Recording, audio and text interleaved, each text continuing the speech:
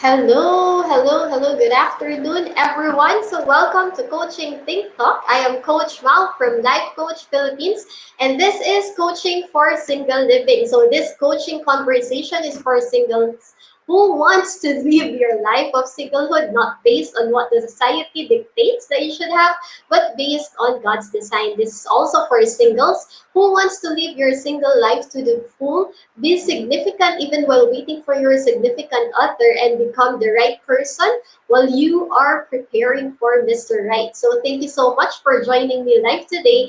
And please leave your digital footprints by letting us know where you are coming from today. So please do tag a friend and circulate this video to help us reach more individuals who might be in need of what I'll be sharing for this season. So tag your single friends with me. So tag your single friends in the comment box. Tag your single friends in this session, and you may also give some shout outs to people you want to greet and reach out with some inspiring message. And if you are watching this on a replay, please do comment hashtag replay and introduce yourself where you are coming from so that I would know and we will know where you are coming from or where you are watching from. I am streaming via FB page of Life Coach Philippines and YouTube channel Coach AI Connect. If you are new to our platform, please like, follow, and subscribe. So before we continue, um, let's say hi to the coaches who's joining us today. So hello, Coach Candy Ting. Hello, Coach AP. And yeah, if you know anyone singles whom you think can be of help by um this session, so tag them along right now. So today we're going to talk about how to find Mr. Right. So is ang tanong doon is really Mr. Right, or are you really looking for Mr. Right? And can Mr. Right really be found? Ayan. So we're going to talk about more of that this afternoon. So if this is your first time, I want to introduce again myself. So I am Coach Mao. I am a certified CACC Life and Mental Health Coach from Life Coach Philippines. Also, I am one of Master Coach A's Master Builder Apprentice. We thrive as we help your unstoppable dream come true. I am also one proud scholars of Master Coach A's Six Steps to Six Figure Speaking Career Training Program. I am also one of the directors of Decaf Coffee Republic, the home of certified life coaches where inspiration begins and transformation happens. And if you're looking for a place where you can be who you are and be accepted for who you are wherever you are in the point of your journey, so do come at Decaf Coffee Republic. Be home today. We are located in front of Bayanihan inside Pioneer Center Supermarket compound. It is along Pioneer Street, corner Brixton Streets, Capitolio, Pasig City. We are open from 9 a.m. to 8 p.m. every day. So you just come and talk to a life coach. We are very excited to see you and serve you on floor. And also, I am the founder and creator of Getting Their Coaching Community. It's becoming Miss Right for Mr. Right. And this community is for single women. This is a safe space for single women who wants to lead up and become the best version of themselves for the relationship that they want to have. It is becoming Miss Right for their Mr. Right, and I want to help 1 million single women worldwide to break free from the stigma of no boyfriend since birth. I am 34 and I have no boyfriend since birth, and because of that, if you are also one of the NBSD women, single women, and sometimes you have experienced silent stigma in our society that at your age you should have this kind of relationship, you should be getting married, you should be building your own family, and you're getting a lot of um, like a lot of discriminations or silent like comments and gestures that you know that it feels sometimes you feel rejected and sometimes you feel that something is wrong about being single or there's something wrong about like being no boyfriend since birth. So I want to help you from that. And let's break free from the stigma of no boyfriend since birth and encounter your beauty within in the season of singlehood so that you can be prepared for the next season of dating and relationship and marriage so that you can be the wife and the mom that you want to be and the one who will raise up the next generation. So let's talk more about it and let's discover and encounter your beauty within in the season of singlehood and break free and know your purpose and calling at the season of singlehood. And also, so for today, please share your hashtag pack my bag moment. So what are these hashtag pack my bag moment? So these are your nuggets of wisdom or the things that you will be getting from the talk. And please use hashtag coaching think talk so that we will know as well on where you get your hashtag back my bag moment. So share your thoughts, share your wisdom that it could be a blessing for other people as well. All right. So if you're single, or if you have been like if you're married right now but once in your life you also believe that there is Mr. Right, so what is the picture of Mr. Right for you? So if you're watching right now, so please share your answers in the comment box. Ayan, so hello, Master Coach Jasmine, Coach Marife, Coach Cherry. Ayan, sabi dito ni, ano, ikaw na ba si Mr. Right? Ayan, yun yung theme song ngayon, ikaw na ba si Mr. Right? Ayan.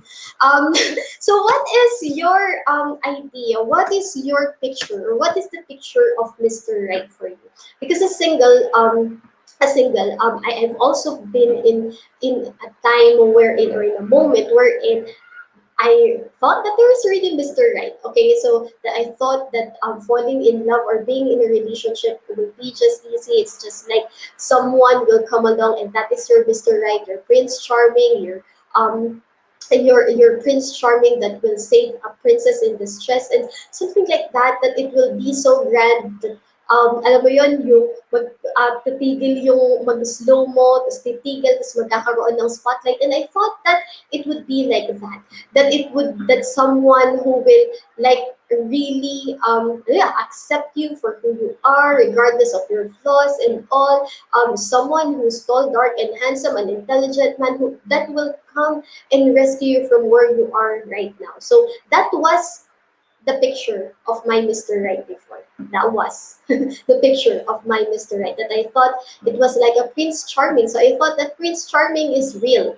However, because of that belief, um, a lot of nagpapanggap na Prince Charming, I also met them along the way. And because of that search, because of that alam mo yun, journey and search, because of that thought and belief that I had before, I was looking for really that there was Mr. Right, that there was someone um, who will really fit in on how I see Mr. Right. And because of that journey, I did a lot of things in the past. I have like given a lot of things in the past, meaning given time, energy, effort, like say it. Like in emotional attachment doesn't only come whenever na naging kayo, di ba? But emotional attachments also come even hindi naging kayo. And that's even worse. Like, if you can connect with me, like if you have been in that season as well of your life, then like just share it, hashtag connecting, or like just share your thoughts. But what is the picture of Mr. Right for you? And is Mr. Right real or is it a myth? And so today we're going to talk about it.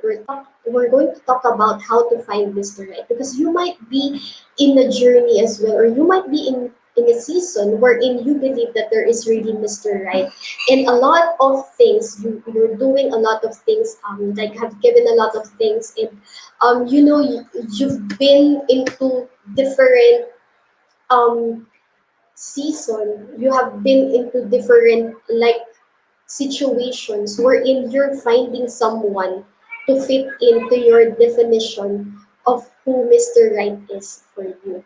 Ayan, so hello Coach AP, Tin. Ayan, dalawang aking Coach AP here, Coach Candy and Coach Tin. And ayan, so sabi ni Coach Tina, yan si Ian Veneracion, pang Mr. Right. Ayan, pang Mr. Right ng peg. Parang pang Prince Charming ng totoong buhay ng Coach Tina.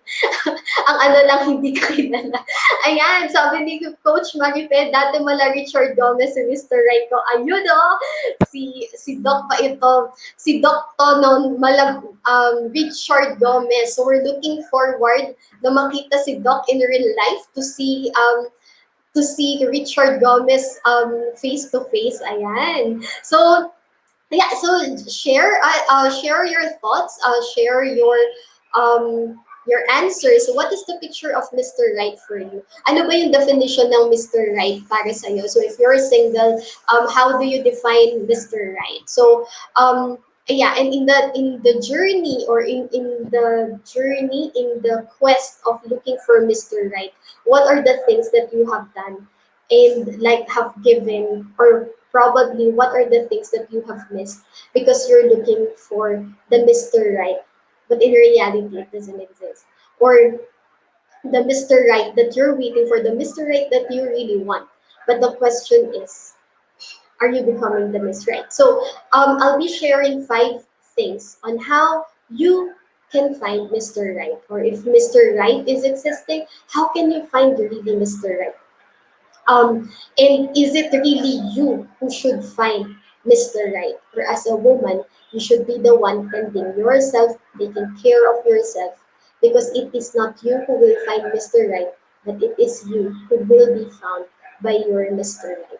So number one, how can you be found? Actually, it's not because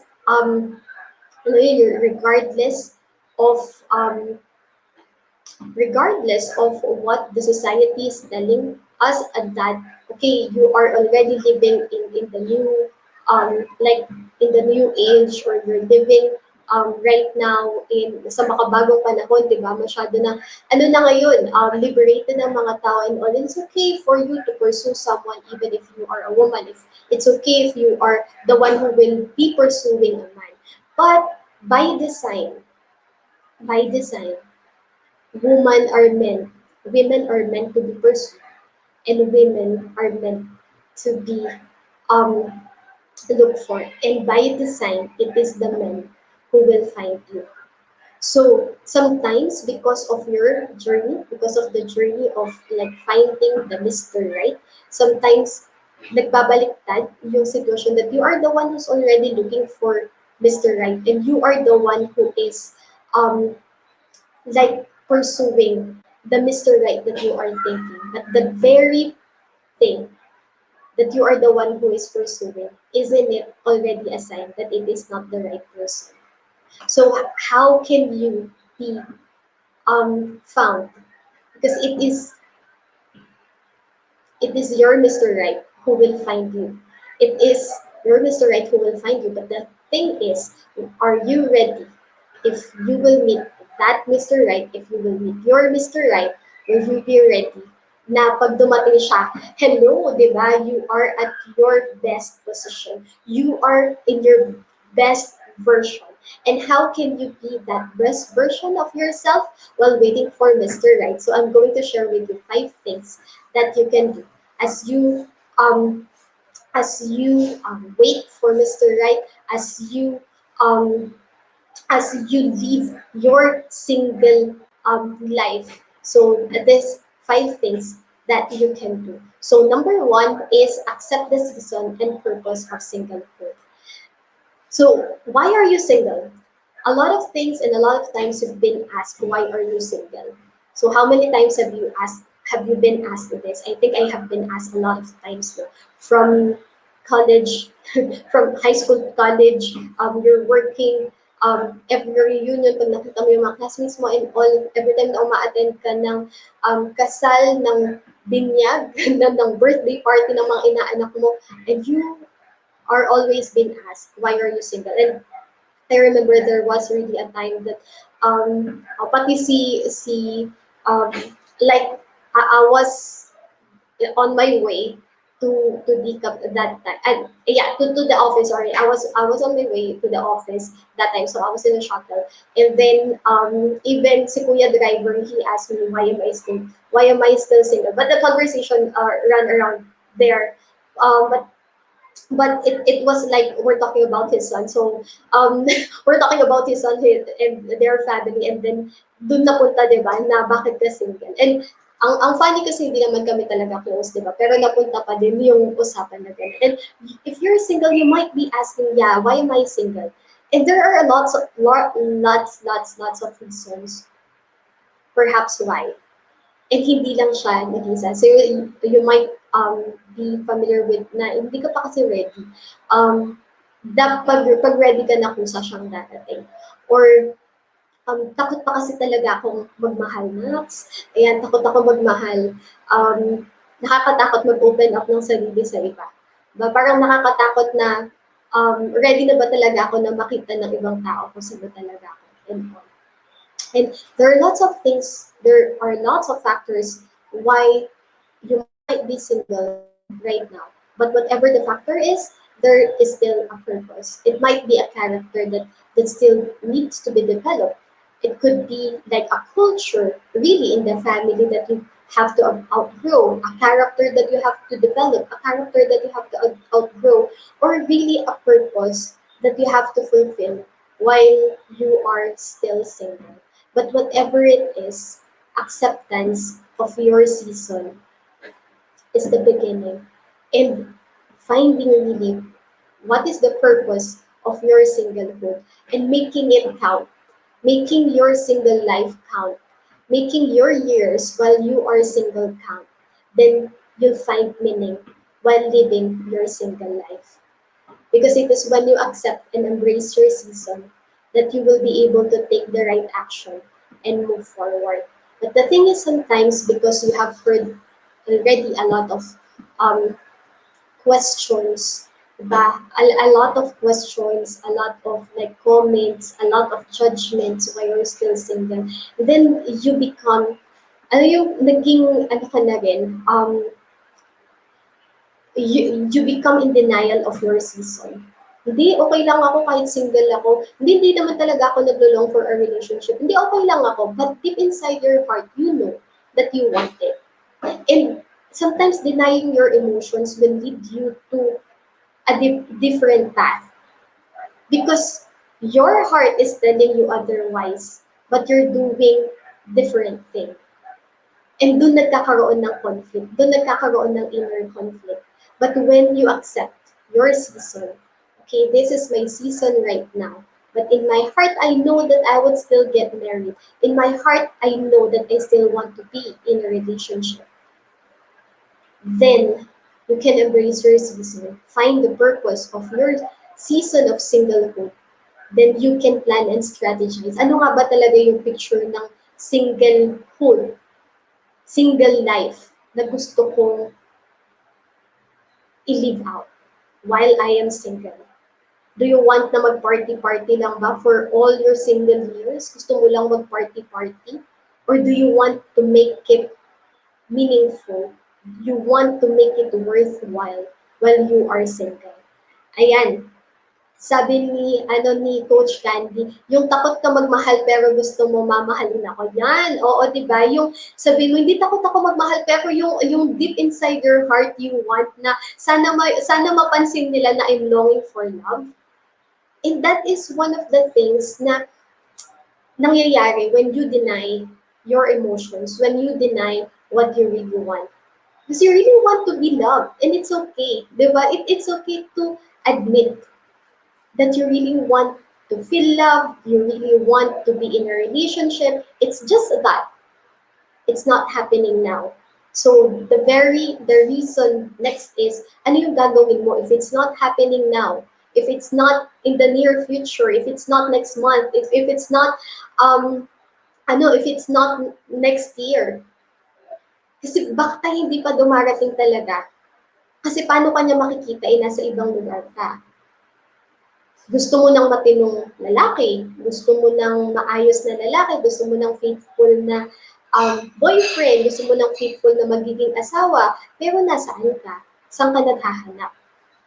Doon ka sa may andun ka sa may inuman, andun ka sa sino-sinong kasama mo na nagpo-flirt-flirt din. So, paano mo siya makikita?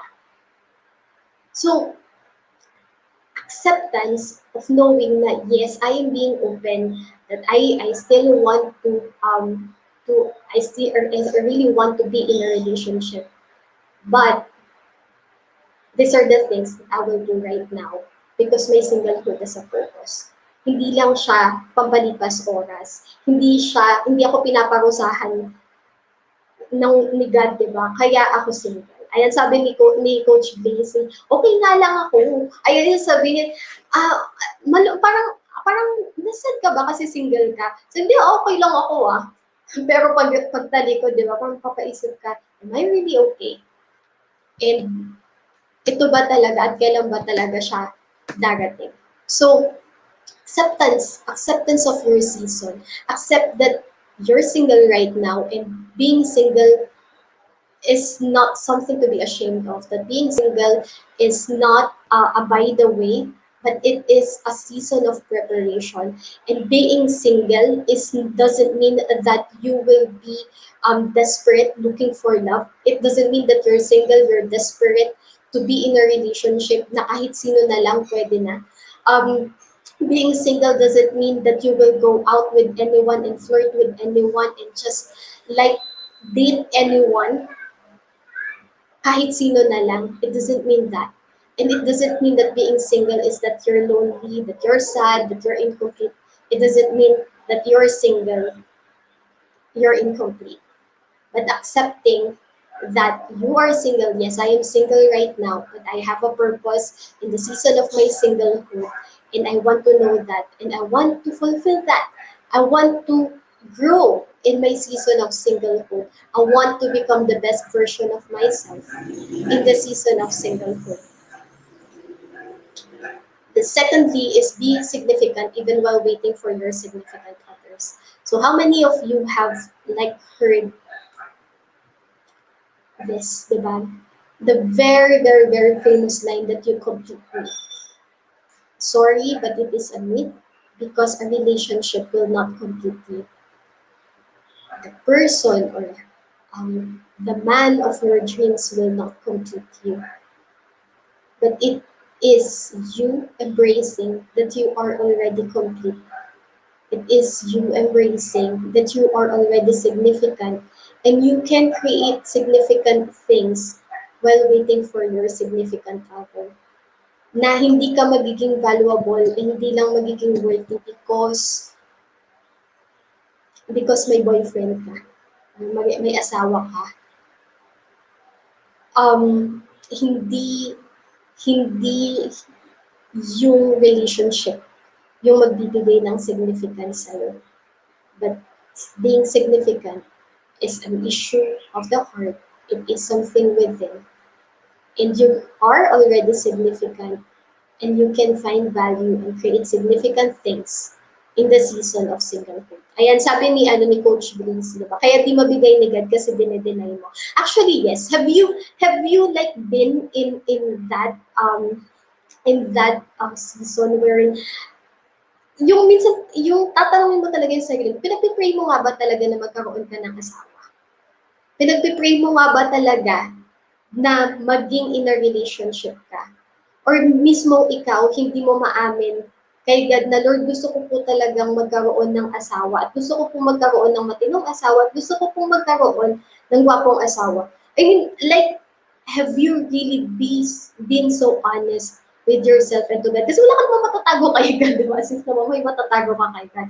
Alam naman na God ko ano yung nasa heart ko. But have you really, like, verbalized that desire in your heart or nahihiya ka. Kasi ay, parang anong age ko na eh. Pwede pa ba ako talagang manghingi? Or pwede pa ba akong maniwala? Pero you know that in your heart, you know that you want it. And if that's you, it's okay. If that's you, then it's time to embrace it and really ask for it. But when you ask for it, are you also ready to let go of the things that you're holding on to so that you can receive what you are praying for? So minsan, pinagpipray mo tong isang bagay, pero ayaw mong bitawan yung hawak-hawak mo. So paano mo ma-receive yung pinagpipray mo kung ayaw mong bitawan yung nasa kamay mo? So if you are saying na Lord, I'm really praying for a husband, a godly husband, but are you also willing to let go and do the works to become a godly wife for the husband that God wants for you? So finding significance doesn't come when the one comes or Mr. Right comes. You are already significant and you can create significant things with the talents, with the skills, and with the heart that you have right now. You can create significant things. And number three is encounter your beauty within in the season of singlehood. So how do you really see yourself? And how do you see yourself through the eyes of your creator? Do you see your beauty? Or you see yourself, really na feeling mo na insecure ka because you don't have the relationship. Yung, mas maganda naman ako dun bakit siya ligawin akong hindi? Or mas maganda naman ako dun bakit hindi ako nililigawan? You have that insecurities in your heart because you feel that you're not pretty, you feel that you're not beautiful enough because no one is courting you. Walang nanliligaw sa'yo or walang nagka-ask out sa'yo, walang nakikipag-date sa'yo. But on the other side, wouldn't you think that that's how beautiful you are and that's how special you are and that's how protected you are na hindi lang basta-basta yung nakakalapit sa'yo. At ganun ka kamahal ni God at ganun ka pinoprotektahan ni God na hindi lang kung sino-sino yung para sa'yo. And encounter that beauty. Encounter your beauty within because you are beautiful. And that beauty doesn't come from the outside. Yes, of course, ayos ka. But the most important part of that beauty is a beautiful heart. So what's in your heart right now? What's in your heart? And remember that you are beautifully and wonderfully created with a purpose and for a purpose.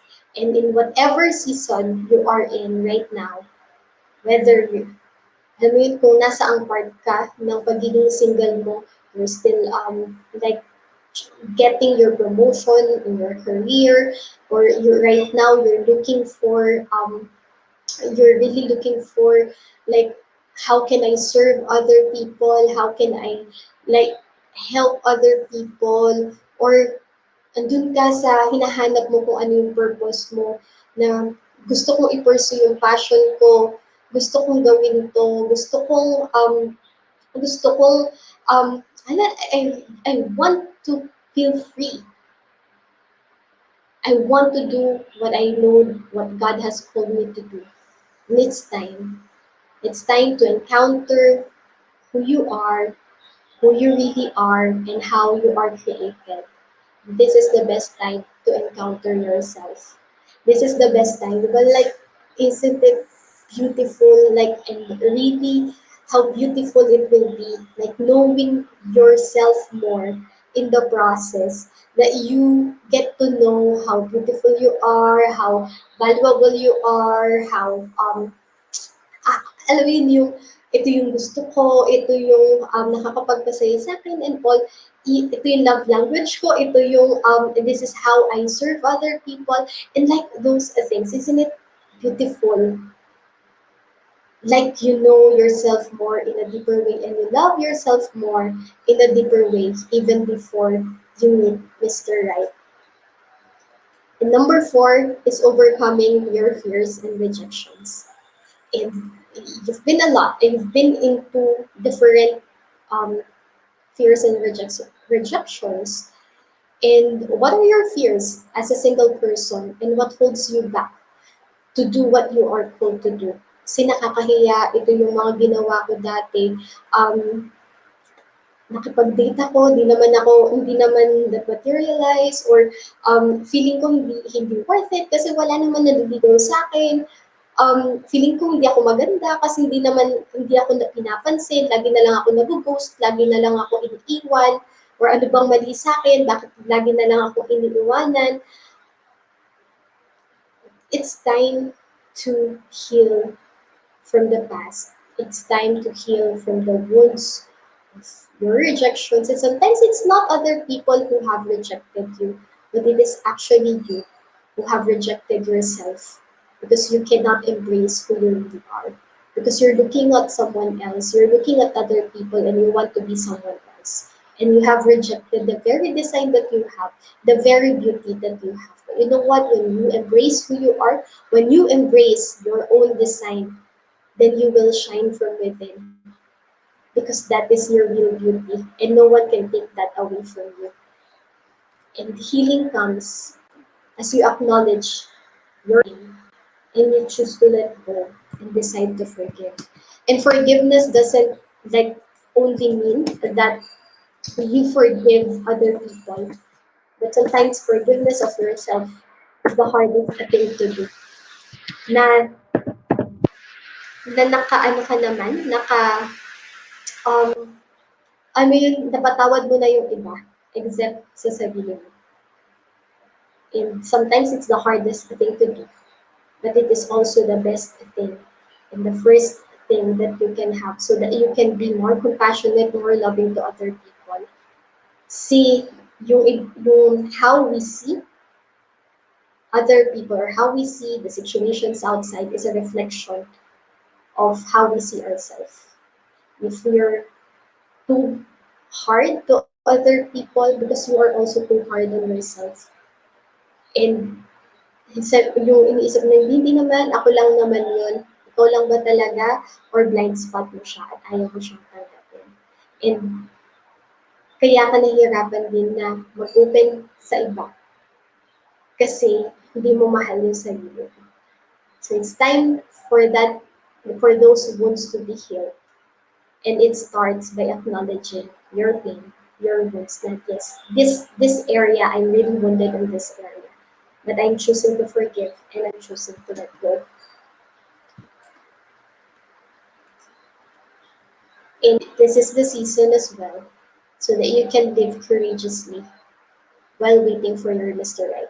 It's living courageously and confidently the life that you have.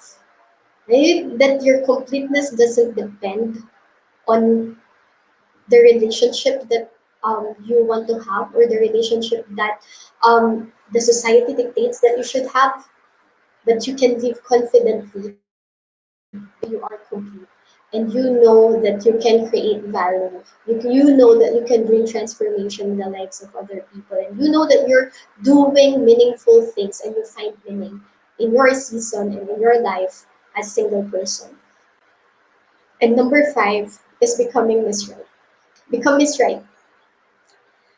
And this is the thing that I have told you earlier, that you always look for Miss Right, that we tend to look for Mr. Right.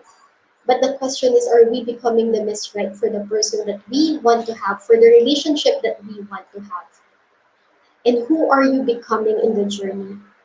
Because you attract who you are. So finding Mr. Right is not really finding, but it is attracting your Mr. Right. But you do not do things to attract someone, but you become beautiful so that you become beautiful. You tend your own self. You let your beauty come out. And when I say beauty, beauty not in the standards of the society. Beauty that is coming from within, beauty coming from a beautiful heart. And when you become that, that person, that woman, the best version of yourself, then you also attract the person that God has set for you. That it's not you who will find him. Diba? So, nasa na ba siya? Siya na ba? Siya na ba? Siya na ba? Ikaw na ba? Diba? Ikaw na ba si Mr. Right? At lahat na nasa sa libo mo, kakantahan mo na ikaw na ba si Mr. Right? And you give a part of you um, to every person that you meet. Or you make yourself very attractive. When I say very attractive, not seductive, not flirting with anyone, not seducing anyone, but attractive in a way that you're being beautiful inside and out, but not seducing anyone. Um, then you become attractive, then your Mr. Right will find you. Then the time will come that he will find you, then God will also orchestrate the right timing, the right time, the right purpose, and the right person will come, and you would know that it is time. So be the woman that God designed you and called you to be. Prepare while in the season of singlehood. So who are you becoming in this season? Who are you becoming? Do you want the person that you are seeing right now when you look at the mirror? If it's not, then let's talk. I want to help you. Let's connect. Connect with me at 0917-903-8155 or message me in my Facebook account or in my email or join me. Yan, I'm inviting you to join me in getting their coaching community. It's time to make a difference as a single person. It's time to live your life to the full as a single person. It's time to live your purpose as a single person. It's time to encounter your beauty within and shine from within and see how beautiful God has created you for a purpose and with a purpose. And also, I would like to invite you for coaching for mental preparedness on June 5, Saturday at 4 p.m. on floor at the Coffee Republic. So since we are following the health protocols of IATF. So please do reserve your seat at 0917-586-1661 and let us know how many people are you reserving so that we will be like we will be counting the head counts that will be allowed on floor. And also, I would like you to be part and invite you to be part of our Be Learning Society. Be Learning is the 10th maker of the Be Learning Home for Mental Fitness, and it is launched by the Copper Republic. So you will for Be Learning e-card holders, you will be having or you have perks like a free masterclass on mental models and 90-minute coaching session, a 5% discount at the Cup Coffee Republic. So mental models are it is how our brain works. And if you want to break free from the cycle that you have, if you want to live confidently in your season of singlehood, if you want to break free from the things that holds you back, that you can be the person that God has called you to be. So join us to learn how your brain works, how you think, so that you can know how you will respond in certain situations as well. Okay, so as I end this conversation, let me invite you to be part of what we are doing as an organization of professional certified life coaches. So do join us again for tomorrow for another coaching conversation with Coach Sean at 10 a.m. for sane parenting, Coach Norts for coaching for intentional living at 2 p.m., and Coach Phoebe for coaching for self-literacy at 4 p.m. And also, I would like to invite you to Master Coach A's co-actively co-create life coach certification program. So right now we are on batch 2 and we will be having our second live coaching call on Saturday. But if you're interested to awaken the sleeping giant in you and be the warrior that God has called you to be, to do the mission that God has for you. So join us in CACC, co-actively co-create life coach certification program. This is a comprehensive approach to learning and mastering life coaching as an active process of creating a new path to achieving results in life so that success is inevitable in every coaching relationship. So it includes 21 days of web-based learning, 3-day life coaching bootcamp with Master Coach A, and 3-day live business bootcamp with senior coaching team. The program package also comes with many other bonuses, so connect with Coach Rizal at 0917-586-1661 to discover the opportunities waiting for you in this profession. So we're looking forward to have you in class, and we're excited, so much excited to see you. All right, so once again, I am Coach Mal from Life Coach Philippines for Coaching Think Talk. Coaches like us think and talk like this. So this is us in the Philippines. Love bomb boom, love bomb boom, love bomb boom. Thank you. Bye bye.